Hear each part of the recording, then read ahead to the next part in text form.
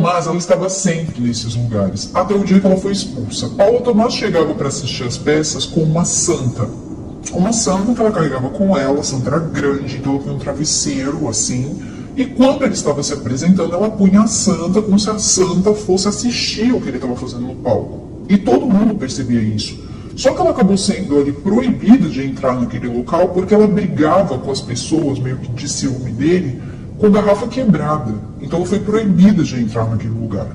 E as coisas, nessa questão dessas ritualísticas, da religião dele, que ninguém sabe de fato o que era e tal, porque, segundo a moça que fala dos pactos, e isso é uma coisa que para mim eu não sabia, dos santos, né? Porque ele andava sempre com uma Nossa Senhora, um preto velho e tal. E a moça estava explicando o seguinte, que quando você faz um pacto, você carrega, né? Às vezes você carrega aquele símbolo, pode ser até mesmo Jesus Cristo, só que dentro o santo é oco. Mas a questão é o seguinte, ele andava com essa imagem que não faz diferença, porque seja lá o que ele carregava não era para aquela entidade que está fazendo nada. Ele começa a carregar aquilo e várias vezes ele tentava, já desde o teatro ele carregava esse santo. E as pessoas se irritavam com aquilo. E na Globo, quando ele estava ali, né, gravando para a Globo, ele parava pelo dia, fazia umas rezas e tal, ele colocava umas coisas aqui amarradas na cabeça, não deixava as pessoas encostarem. Quando as pessoas perguntavam por que, ele dizia, porque pai Chicão disse que eu estou de corpo fechado, que não é para ninguém encostar. A mãe dele teria jogado uma imagem também do apartamento dele no lixo. E aí eles tinham dentro de casa ali aquele costume de repente fazer ali algumas coisas ali mais ritualísticas ali dentro do casal, cada um com a sua religião, tudo bem, que não puxa a vida de pessoas. E o que vai acontecer é o seguinte, isso é uma coisa também muito importante. Esse cara tinha alguma coisa pessoal com o Fábio Assunção. Eles tinham feito uma peça chamada Blue Jeans. E nessa peça parece que num determinado momento, porque ele era elenco de apoio, ele parece que nunca foi bom ator, ele estava sempre em elenco de apoio, ele fez uma peça com o Fábio Assunção e nessa peça ele teria feito o papel de um policial. Nessa cena do policial ele teria que prender o Fábio Assunção, só que ele utilizando dessa cena, o que ele faz? Ele dá um soco na garganta do Fábio Assunção, que o Fábio Assunção falou que ficou com medo de ficar com a voz prejudicada. Depois, qual era o problema dele dentro ali do personagem Bira? Porque a Yasmin, ela era na verdade apaixonada pelo Caio, que era o Fábio Assunção, e o Bira era a segunda opção, mas no final ela ficaria com o Caio, que era o Fábio Assunção. Outras vezes ele teria arrumado encrenca com várias pessoas, as pessoas diziam que onde tinha encrenca ele estava metido. E ele fazia umas coisas que eram muito bizarras. Por exemplo, ele criava confusão, ele inventava uma cena onde alguém sempre acabava machucado ou cortado. Tinha também um que eles precisavam usar estiletes. Então o diretor tomava muito cuidado e falava pro contra-regra tirar sempre os fios, né, daqueles estiletes para que aquilo não pudesse machucar ninguém.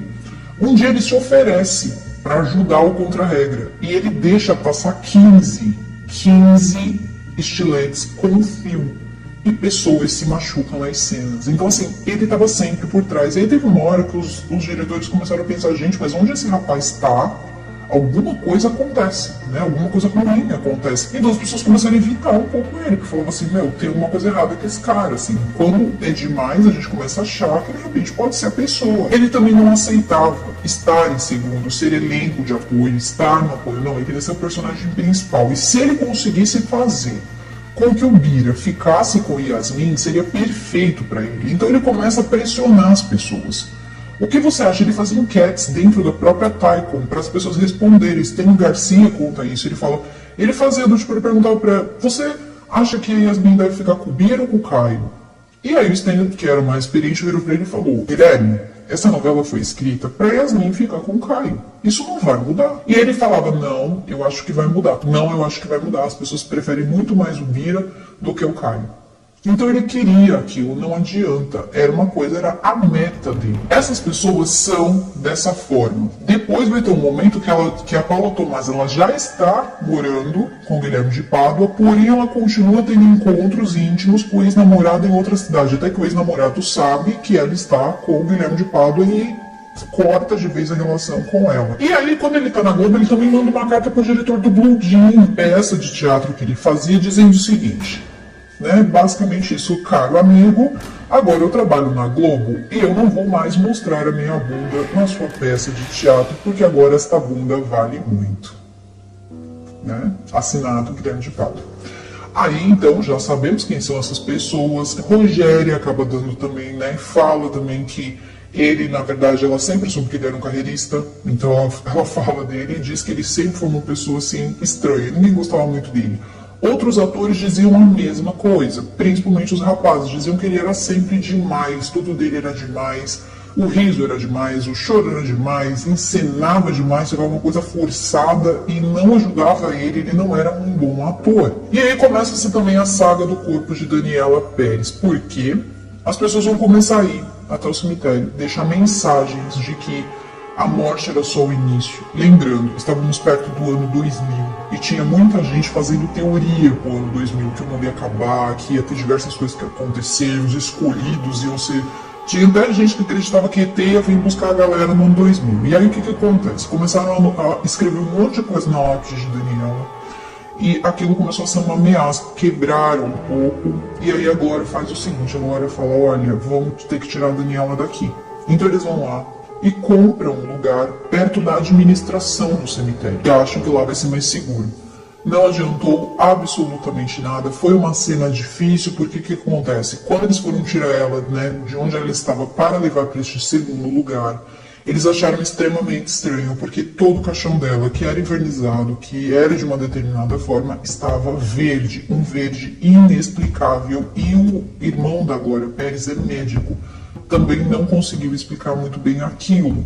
E ela achou que tinham trocado, que não era ali a filha dela que estava ali, porque aquele caixão não parecia o caixão que ela tinha colocado ali para a filha dela. E aí o que aconteceu? Ela mandou abrir. Ela mandou abrir, gente. Ela abriu, tá? Eles abriram e quando abriu ela pulou para verificar se estava lá dentro. Era a filha dela. Ela já estava parcialmente decomposta, né? Já tinha muitas partes ali decompostas. O irmão dela disse que foi a cena mais horrível que ele já viu, mas a Glória Pérez não tem essa lembrança. Ela disse, podem não acreditar, mas quem estava ali era minha filha inteira, como ela estava no dia do seu enterro. Eu nunca falei sobre isso porque eu disse, ela está perfeita. E diziam, não, Glória, ela não está. E eu dizia, está. E aquela imagem ficou na minha cabeça e eu nunca mais falei sobre esse assunto até agora. Tiram ela de lá, colocam na administração, não adianta nada. Deixam um bilhete dando data, hora, que iam pegar o corpo da Daniela Pérez de lá. Então o que ela faz? Pega, tira a Daniela de lá de novo e leva para Santa Casa. E na Santa Casa, eles precisam que o ano, né, que passe o fim de ano para poder então remover ou fazer alguma coisa com o corpo da Daniela. O corpo da Daniela ficou dentro de um cofre, tá, da Santa Casa durante o fim do ano. Quando eles entregam, então rompe, né, o ano, entra o ano 2000 com ela dentro de um cofre. Quando passa isso e a Glória volta na Santa Casa, eles entregam para a Glória uma urna, mostram como ficou, e a Glória embala aquela urna como se fosse uma criança. Todo mundo beija a urna, se despede, e ela, pelo jeito, pelo que a Glória falou, ela está naquele cofre até os dias de hoje. É colocado uma sapatilha ali numa lápide, mas é uma coisa simbólica, ela parece que ela não está lá.